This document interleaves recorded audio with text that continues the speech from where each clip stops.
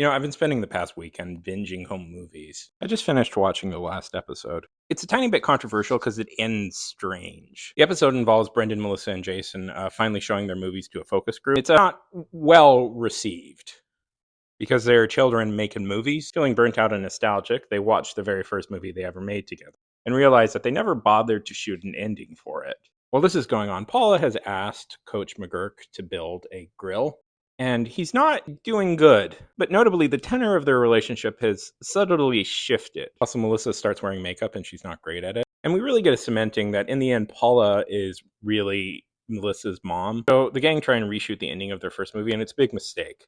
So the gang do this thing where they each shoot their own endings to the first movie, hoping that the focus group will like it. And they don't. They all hate it. After the focus group leaves, Brendan and the gang sit around watching their movies, and they ask a simple question. Why are they making these? Everybody hates them, yet every day they come down and make these. And I think there's an interesting answer explained in the final scene. This is where the strange controversy comes in. The grill explodes, and as they're driving off to a restaurant covered in soot, Brendan drops his camera, destroying it. About to say that he dropped his camera, he looks around the car and realizes, Brendan's been asking himself, why does he make these movies? They're bad, nobody likes them, and he never really wants to show them to anybody. And, here's where I think the message of the episode is. As Brendan looks around the car and sees what essentially is his family, he realizes it was never really about making the movies. It was about spending time with people that he loves. And that's kind of the message. That's in the end why he doesn't care. It's because it didn't matter what they were doing as long as they were doing it together. At least that's what I think. I think the reason this throws people off is you don't really see this ending a lot.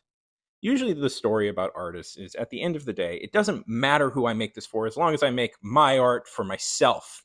And that's a fine and well-made message. But home movies, I think, asks an even deeper question. Maybe it doesn't matter. Maybe in the end, it was just about the people you loved and experiencing it with them. Maybe all we have is each other. And whatever medium you need to do that through to have other people in your life, I think that's the real answer. Anyways, those are my thoughts.